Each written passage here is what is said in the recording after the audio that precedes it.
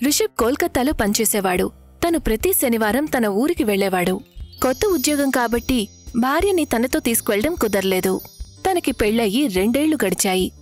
నిజానికి వాళ్లమ్మ ముందుగానే చెప్పేసింది, పెళ్లి చేసుకోవడం అంటే దానర్థం పెళ్లవగానే విదేశాలకు వెళ్లిపోవడం కాదు. కొన్ని రోజులు నా దగ్గరే ఉండని, కాస్త పద్ధతులు అవి నేర్చుకుని ఆ తర్వాత తీసుకువెళ్లొచ్చు అని. ఆ రోజు ఆదివారం. మౌలి ఇంటిని శుభ్రం చేస్తుంది. అత్తగారు పార్వతి పిలుస్తుంది. ఇదిగో కోడలా, కాస్త ఈ పచ్చడి జాడిని ఎండలో పెట్టేయి. జాడి తన చేతిలో నుంచి జారి పగిలిపోతుంది. దానివల్ల అత్తగారు తనని ఎన్ని తిట్లు తిడతారంటే ఏడ్చి ఏడ్చి కళ్ళు వాచిపోతాయి. మౌలి ఏడవడం రిషబ్ చూస్తూ ఉంటాడు. కాని ఏమైనా మాట్లాడే ధైర్యం చేయలేడు. పాపం ఉదయం నుండి తిట్లు తింటూనే ఉంది. తన ఆడపడుచు రమ వస్తుంది. రమ వాళ్ళమ్మ దగ్గర కూర్చుని తన సమస్యలను చెప్పుకుని ఏడుస్తూ ఉంటుంది. అంతలో నాన్నగారు వస్తారు. అరే, ఇంట్లో అందరూ ఎక్కడున్నారు? కాఫీ, టీ ఏమైనా ఇస్తారా లేదా? అందరూ లేచి బయటికి వస్తారు. బాగా ఆకలిగా ఉంది, త్వరగా టిఫిన్ తీసుకునిరా. ఇదిగో ఇప్పుడే తెస్తున్నాను. అందరూ కలిసి టిఫిన్ చేస్తారు. మౌలి ఇవాళ ఉదయం నుంచి పని చేస్తూనే ఉంది. ఇవాళ భోజనం బయట నుంచి తీసుకొద్దాం. బయట నుంచి ఎందుకు తెప్పించడం? అంత పెద్ద పని తను ఏం చేసిందని? ఏం అవసరం లేదు, నేను వండుతాను. నేను వండుతాను అత్తయ్యా.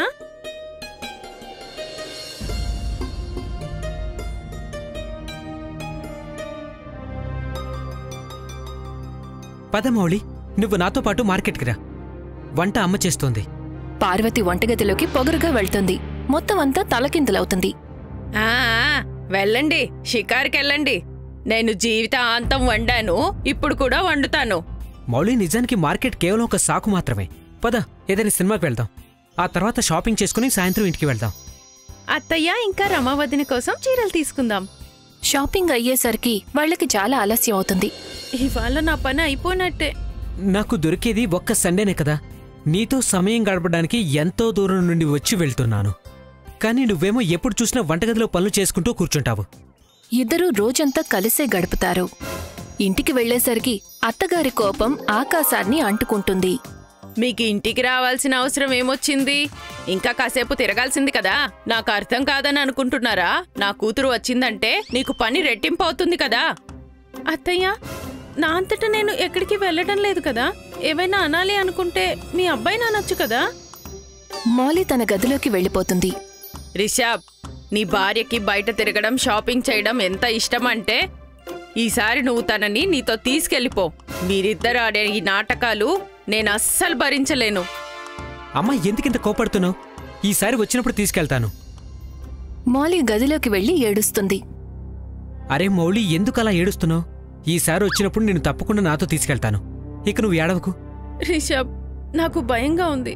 నువ్వు వెళ్ళిన తర్వాత నా పరిస్థితి ఏమవుతుందని. అత్తయ్య నన్ను ఒక్క క్షణం కూడా ప్రశాంతంగా ఉండనివ్వరు. పార్వతి ఇంకా కోపంగానే ఉంటుంది. రిషబ్ రమా కోసం ఆవిడ కోసం తీసుకొచ్చిన చీరలను ఇస్తాడు. నీ భార్య కోసం కూడా ఒక చీర కొనే ఉంటావు కదా, దాన్ని నాకెందుకు చూపించలేదు? అమ్మా, నాకు అంత డబ్బు రావడం లేదు. నువ్వు ఏమనుకుంటున్నావు? నేను తన కోసం చీర కొనడానికి వెళ్ళానా? అమ్మా, తను మన ఇంటికి వచ్చి ఇప్పటికే 2 ఏళ్లు గడిచాయి. పాపం అప్పటినుంచి ఇప్పటివరకు తను ఎప్పుడు మన ఇంటి గడప కూడా దాటలేదు. ఒక్కరోజు తీసుకెళ్తే నువ్వు ఎందుకింత కోపడుతున్నావు? అయితే మరి తీసుకెళ్లొచ్చు కదా, ఎవరొద్దన్నారు?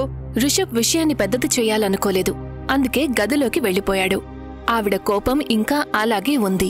ఒకరోజు మౌలి పుట్టింటి నుండి మౌలి వాళ్ల నాన్న తనని తీసుకువెళ్ళడానికి వస్తారు. ఎందుకంటే వాళ్లమ్మకి ఆపరేషన్ జరగబోతోంది. తీసుకెళ్ళండి మీ ముద్దుల కూతుర్ని.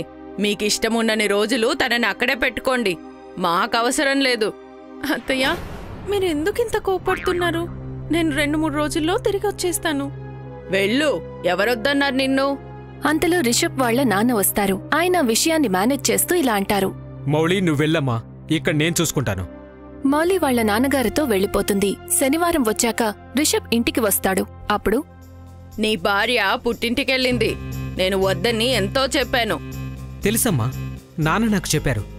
రిషబ్ సోమవారం ఆఫీస్కి వెళ్లిపోతాడు. ఆవిడ రాత్రి పగలు ఒకటే ఆలోచనలో మునిగిపోయి ఉంటుంది, కోడల్ని ఎలా వదిలించుకోవాలి అని.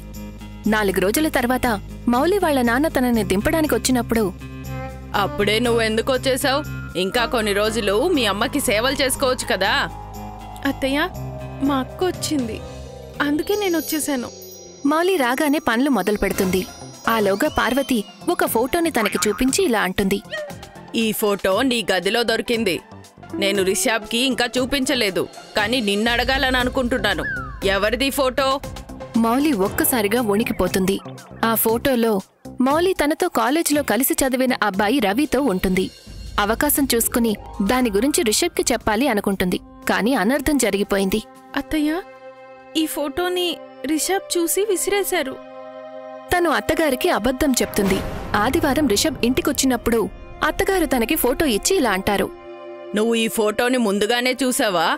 అయినా ఈ చరిత్రహీనురాలి గురించి నాతో గొడవ పడుతున్నావా? నీకు సిగ్గుగా లేదా? అసలు నువ్వేం మొగాడివి? రిషబ్ ఆ ఫోటో చూసి వెంటనే చించేస్తాడు. తర్వాత ఇలా అంటాడు. అమ్మా, అసలు నీకేం కావాలి? తనని నేను పుట్టింటికి పంపించాలనా? ఫోటోనే కదా తీసుకున్నారు, అందులో తప్పే ఉంది. కాలేజ్ టైంలో అటువంటివి చాలా జరుగుతూనే ఉంటాయి. అదే కోరుకుంటున్నాను. కొన్ని రోజులు తను అక్కడ ఉంది అంటే అప్పుడు తనకి బాగా బుద్ధొస్తుంది కూడా. మౌలి అది వినగానే పార్వతి కాళ్లు పట్టుకుంటుంది.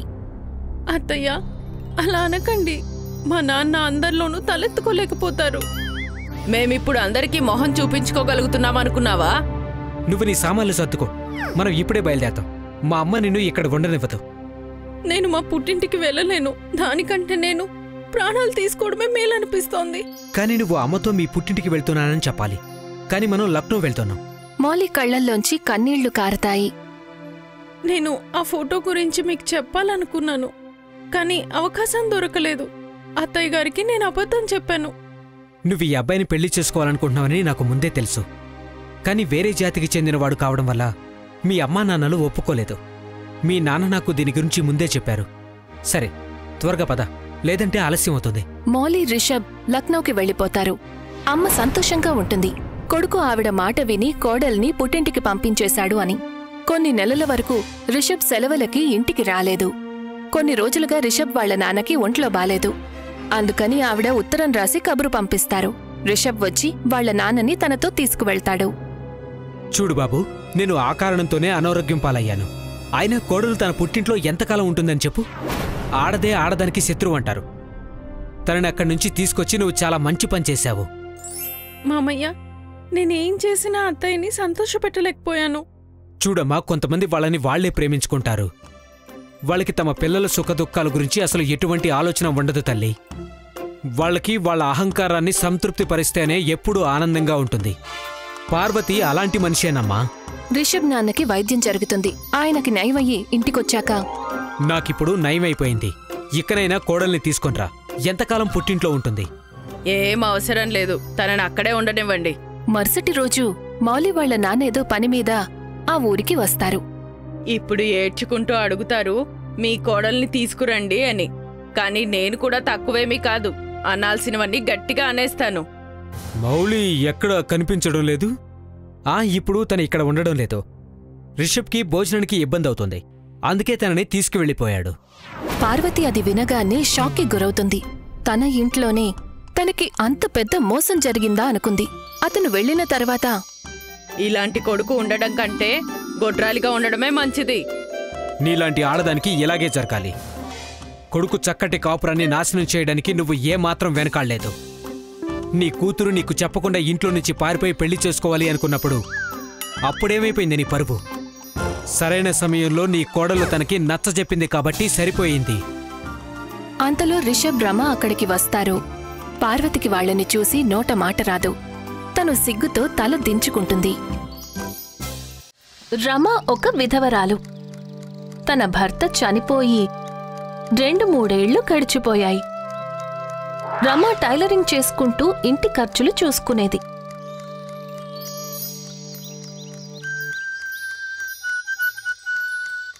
అక్క, ఇది నాకు ఇష్టమైన రంగుగుడ్డ.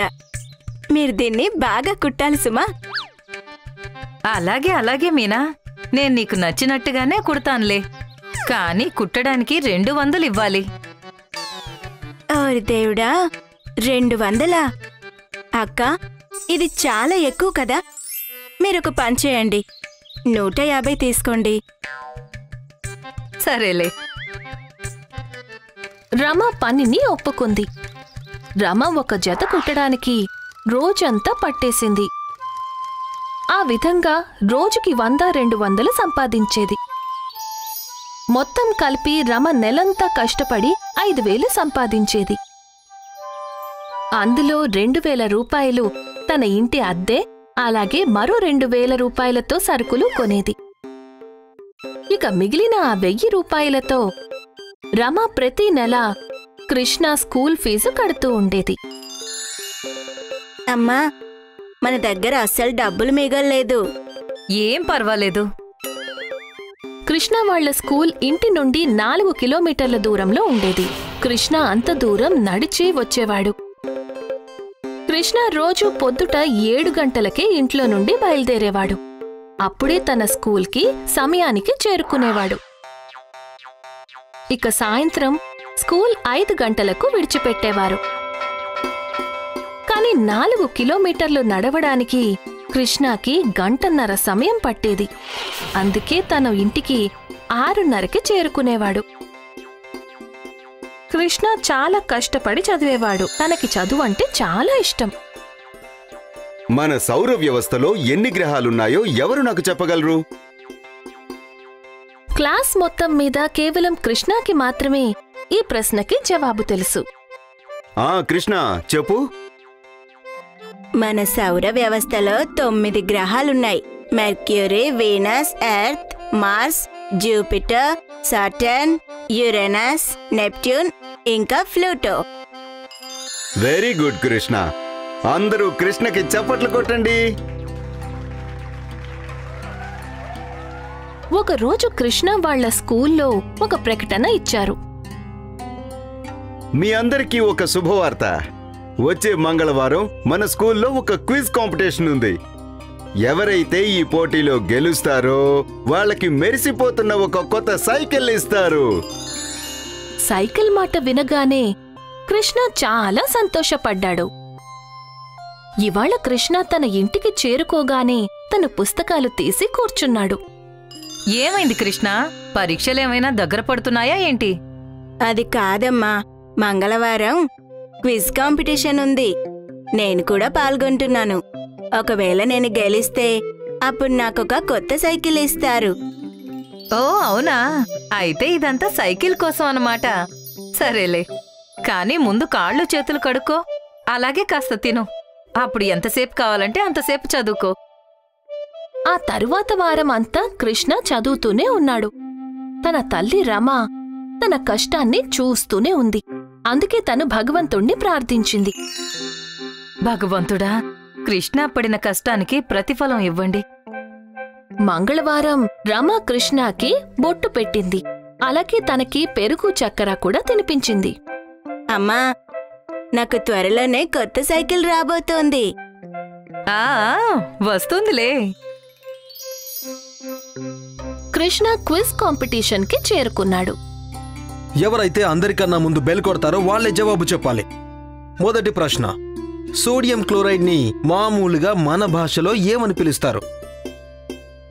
కృష్ణ చెప్పు. సార్, ఉప్పు. తరువాత ప్రశ్న. ఈ విధంగా అతను అడిగిన అన్ని ప్రశ్నలకు కృష్ణ జవాబు ఇస్తూనే ఉన్నాడు. కృష్ణ చాలా ఆనందంగా ఉన్నాడు. ఇక ఇవాల్టి మన క్విజ్ కాంపిటీషన్ లో విజేతగా నిలిచింది మన ప్రియమైన కృష్ణ. పిల్లలందరూ కలిసి కృష్ణ కోసం చప్పట్లు కొట్టారు. అలాగే కృష్ణ కూడా తన మొదటి సైకిల్ పొందినందుకు చాలా సంతోషించాడు. కృష్ణ తన సైకిల్ మీద ఇంటికి చేరుకున్నాడు. అమ్మా, అమ్మా, చూడు నా కొత్త సైకిల్. చాలా బాగుంది. ఇద్దరూ చాలా సంతోషంగా ఉన్నారు. ఆ మరుసటి రోజు నుండి కృష్ణ రోజూ సైకిల్ పైన తన స్కూల్కి వెళ్లేవాడు. ఇప్పుడు తనకి మునుపటి కంటే ఇంటికి వెళ్లడానికి తక్కువ సమయం పట్టేది. కొన్నాళ్ల తరువాత కృష్ణ తన సైకిల్ పైన ఇంటికి వెళ్తూ ఉండగా తనకి రోడ్డు పైన ఒక వ్యక్తి పడి ఉండటం గమనించాడు. అయ్యో నా నడుము, ఆ బండివాడు నన్ను గుద్దిపోయాడు. పాపం కృష్ణ తన సైకిల్కి స్టాండ్ వేసి ఆ వ్యక్తికి సహాయం చేద్దామని వెళ్లాడు. కృష్ణ ఆ వ్యక్తికి మంచినీళ్లు తాగించాడు. కాని మళ్లీ తను తన సైకిల్ వైపు చూసేసరికి అక్కడ అసలు సైకిల్ లేదు. అయ్యో, నా సైకిల్ ఎక్కడ పోయింది? కృష్ణ పాపం తన సైకిల్ని అటూ ఇటూ బాగా వెతికాడు, కాని తనకి అక్కడ సైకిల్ కనిపించలేదు. తను ఏడుస్తూ అక్కడే కూర్చున్నాడు. అప్పుడే తనకి ఏదో గొంతు వినిపించింది. నువ్వు నీ సైకిల్ వెతుకుతున్నావు కదా? ఎవరిది? ఎవరు మాట్లాడేది? అది నేనే. నేను మాట్లాడే కోతిని. నేను నీకు నీ సైకిల్ తిరిగి ఇప్పించగలను, కానీ దానికి బదులుగా నువ్వు నాకు భోజనం పెట్టించాలి. అలాగే, నేను నీకు భోజనం పెట్టిస్తాను, కానీ నువ్వు నాకు నా సైకిల్ ఇప్పించవా? అలాగే. మాట్లాడే కోతి కృష్ణని ఒక దొంగల ముఠా ఉండే దగ్గరికి తీసుకువెళ్ళింది. నేను అక్కడికి వెళ్ళి గొడవ చేస్తాను. నువ్వు నీ సైకిల్ తీసుకుని పారిపో, సరేనా? సరే. ఇక ఆ కోతి ఆ లావుపాటి దొంగ పైకి దూకింది. ఏంట్రా దిపోడా, ఇంకా ఎంత తింటావు నువ్వు? నేను నీకు ఇప్పుడే బుద్ధి చెప్తాను. అరే అరే అరే, ఆగు ఆగు, నా పొట్ట. చోటు దీన్ని పట్టుకో. చోటు ఇంకా మోటూలాల్ ఇద్దరూ కలిసి కోతిని పట్టుకోవడానికి అటూ ఇటూ పరిగెత్తారు. ఇక కృష్ణ ఏమో తన సైకిల్ తీసుకున్నాడు. ఆ తరువాత కృష్ణ తన సైకిల్ అలాగే మాట్లాడే కోతిని ఇంటికి తీసుకువెళ్లాడు. తను తన తల్లికి విషయం మొత్తం చెప్పాడు. అమ్మా, ఈ కోతి నా సైకిల్ నాకు తిరిగిప్పించింది. ఇవాల్టి నుండి తను నాకు ఫ్రెండ్. మనం దీనికి రోజు భోజనం పెట్టగలమా? అలాగే, తప్పకుండా. ఇక ఆ రోజు నుండి కృష్ణ అలాగే మాట్లాడే కోతి ఇద్దరూ మంచి మిత్రులుగా మారిపోయారు.